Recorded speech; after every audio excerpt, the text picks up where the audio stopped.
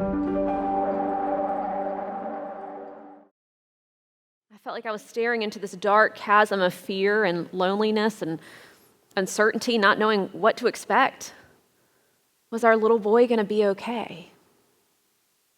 You see, the doctors at our local hospital had told us that Oliver's brain was bleeding and that he would need immediate neurosurgery upon arrival at UNC Chapel Hill. They told us to call all of our family.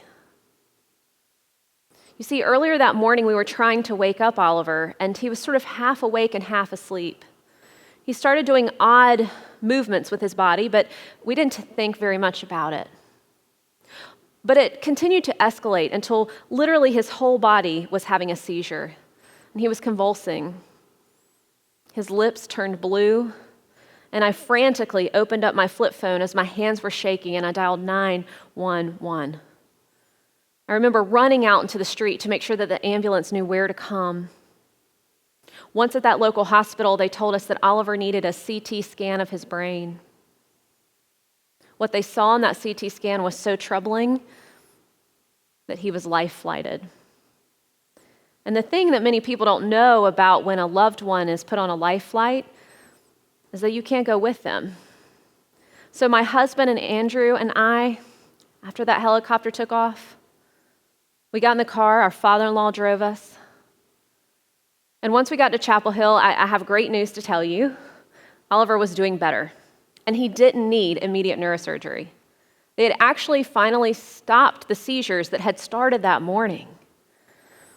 When we went into the room and we saw him, he was his wild and wonderful toddler self, and we felt like for a moment everything would be okay. But that was just a moment, because we were not ready for what was coming next. They took us upstairs to our room. They let us get settled. And then a large team of doctors came in, and they made a semicircle around Oliver's bed.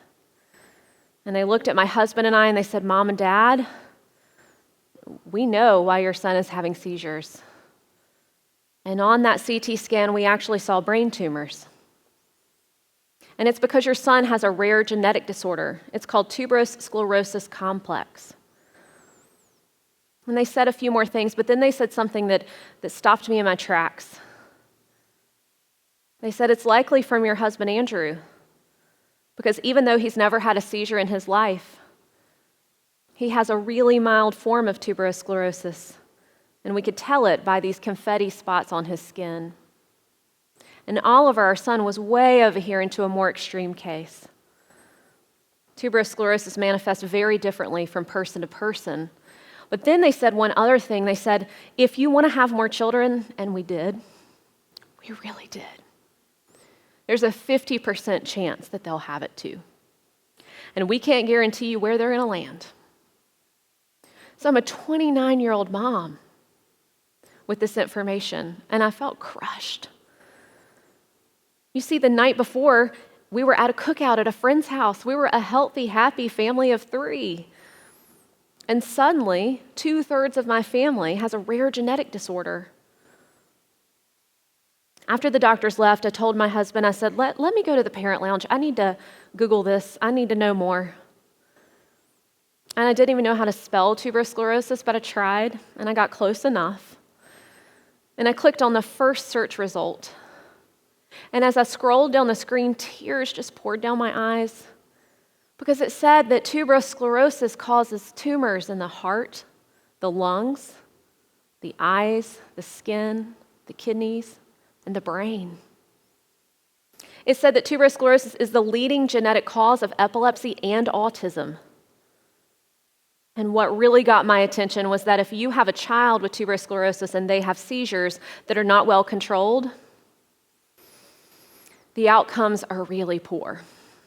Your child can have developmental delays, cognitive delays, gross motor delays. They might need lifelong care. They could even die early. My mother's heart was just breaking in two. When we left the hospital, they gave us one specific thing to watch for with Oliver. And since I was a stay-at-home mom, that's what I was doing. They said, make sure he doesn't have seizures. And so we said, okay. And we got to November of that year when we suddenly started seeing this thing that Oliver was doing. It was almost like a reflex. His arms would fly to the side, and then his head would drop forward. It would happen in the blink of an eye. But I put that in an email to a neurologist, and I said, hey, something weird is happening. That mother's intuition, that's a real thing. And he said, you need to come into the hospital right now, which again, you never want to hear. And what they told us is that Oliver had infantile spasms. This is a catastrophic form of childhood epilepsy. Hearing catastrophic before anything that my child was diagnosed with was just terrifying. Why is it so catastrophic? Well, it's because not only does it stop your child's development, but it can cause regression, meaning your child that could walk and talk and feed themselves can no longer do that. Those seizures were robbing our son of his development, of his language abilities, of his gross motor abilities, and it was cruel to watch. So we went up and down the East Coast looking for doctors, researchers, clinical trials, anything. We decided to work with a team in Boston. Dr. Elizabeth Teal had gathered an interdisciplinary group of experts at Mass General, and they said, we think that Oliver needs a 2-part, really intense brain surgery because there's a 50% chance that he'll be seizure-free. And this was the miracle we wanted. We wanted our boy back. So they took out Oliver's entire left temporal lobe and part of his left frontal lobe. And before we had even left the hospital, the seizures came back. And they were back with a vengeance. And it felt crushing again. It felt like that chasm that I'd stood on the helicopter pad, that I was there again. It was just darker and deeper and more overwhelming. When we came home, Andrew and I honestly were pretty depressed. We were pretty stunned. We really thought we were going to be a part of the miracle half. So he and I talked about what were we going to do with this new normal, this new reality. One of the things that was happening is that medical bills were really piling up. That helicopter ride, that life flight, it was $17,000, and it took us a year to get the insurance to pay it. But at that time, we didn't even know, and that was just one bill. Clearly, being a stay-at-home mom wasn't going to fix that problem, so my previous career was as a social worker. And so we thought, that's probably not going to be the best career for this need for our family because we need 2 things. We need flexibility, so I can come to all of Oliver's appointments and be there for him. But then secondly, what we need is the ability for me to make an income and quickly. Because with those medical bills that we already had, but what we were going to have in the future, the therapies, the treatments, the medications. And so Andrew, my husband, had worked in real estate before then, and he said, I think you'd be great at real estate. And I said, yeah, let's give it a try. So I took the class. I loved it from the start. I loved the industry, the people. I loved helping people find their way home. I loved the complexity and the challenge of it. But once I got my license, I started looking around town, and I couldn't find the right company for me. I was looking for somebody or some place that was small, it was an intimate group, where there was a real focus on teamwork, because you need teamwork in order to have flexibility, which was really critical for me as a mom. I wanted to go to a place that understood that I wanted to be a great agent and great mother, and that those things weren't in contrast to each other, but could work beautifully together if the right structure and culture was in place. And I also really valued marketing, especially blogging, because with Oliver, I had learned the power of that. I'd connected to moms all over the world with kids with tuberous sclerosis. And even though it wasn't in person, we were able to share so much information. And so when I looked for this company that didn't exist, I had this idea that really changed my life. I thought, what if I create the thing I wish existed? What if I create the company I wish existed? I didn't have an MBA. I'd never run a business before. But I had a reason. I had a really big why. And because of Oliver's life, we knew the kinds of things to be afraid of. And I wasn't afraid to launch a business. In some ways, his illness has made me incredibly brave because it's given me perspective. So that valley, that chasm we were facing of how are we going to find a career for me that had flexibility and this income potential. How was I going to manage this? How was I going to have any kind of work-life balance or self-care? How would it work? We created it. And instead of me looking at that valley and putting on a backpack of just pushing through and not asking for help and doing it all on my own, I thought there's got to be a different way. I don't want to go down into the darkness alone. What if we built a bridge? This valley of hardship, what if we could build something that we go up and over? And with a group of people, we could go together. And that was really the foundation of our company. Other men and women standing shoulder to shoulder with me, looking at their own valleys, their own reasons for getting from here to there and saying, you know what? We're going to build a bridge of hope over this valley of despair. And we've done that. Our real estate company is doing so well. We have clients that we love, and we love to serve them.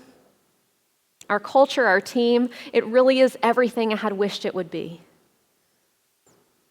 And that's the thing about creating the things you wish existed is if you're going to build that bridge you're going to create, you need to be an architect. Somebody's got to say, we're going to go from here to there, and here's how I kind of see it. But more important than that is that you need a crew. You've got to have a team of people. You can't build a bridge alone. And together you're able to do that. So our real estate business was going well. I was loving it. We were having some early successes. And yet I was on that edge, and this time I was stuck. I mean, almost paralyzed. Because this was personal. Sort of got the professional piece worked out, but the personal side, my heart, it was in a rough place. I was crying a lot. You see, I had wonderful mom friends, but they all had healthy, happy, typically developing children, and they didn't understand. I was so overwhelmed with how to run a business and be a mom and a wife and a caregiver and a daughter and a sister and all the things. And so I thought, what if I use that idea from building our company with maybe some kind of support group of other moms who would understand what it's like to have a child who's medically fragile or who has special needs? And I thought, yeah, that would be cool. Maybe if we got together, we could wear our pajamas and wear our yoga pants and just be honest and transparent. And we definitely should crack open a bottle of wine or two. Who's counting? And enjoy ourselves and share our hearts, right? That we could even complain about things like the medical bills or how the refills at the pharmacy never, ever happen at the same time. Or how can we find childcare so we can ever go to church again or to a friend's birthday party? Our challenges are real and everyday. And for many of us, myself included, we are going to caregive for our child for the rest of their lives. And so I thought with this idea, if we drink a little wine and then we whine, that's a beautiful name. Let's call it Wine and Wine. Perfect. And so one of my friends, she and I met, and it was the first Wine and Wine. We sat in her backyard for, many hours, and we cried and we laughed. And that valley that I was facing, it felt more like a bridge. It felt like togetherness. It felt like we were going to go up and over. We were going to have to go from A to B, but we were going to do it together. And slowly that group has grown. We have 6 moms. All of our kids have different needs. But together in this group, our burdens have been cut in half, and our joys have been tripled and quadrupled. Because our kids don't necessarily experience milestones, but they experience inch stones. And we love to celebrate those. So I got these kind of personal and professional things happening. I've seen that you need to be an architect and you need to have a team. And what I learned from Wine and Wine is that if you're peering over the edge and you have this valley of hardship, there are other people that do too. If you create that thing you wish existed, if you're brave enough to take that step, other people will say, oh, thank you. I just didn't know how I was going to do it. I felt paralyzed. And you can say, you don't have to feel that way. We're here for you. Together, we're going to do this. I'm happy to tell you that 9 years later, Oliver's doing really well. He's a happy and healthy boy. He loves swinging out in our backyard. But he threw us for a loop this fall. He was diagnosed with renal cell carcinoma. It's a form of kidney cancer that you mostly see in adults, but it is related to his tuberous sclerosis diagnosis. Thankfully, we monitored him. And so we got early scans, he had a surgery, and I am so happy. I thank God that he is cancer-free.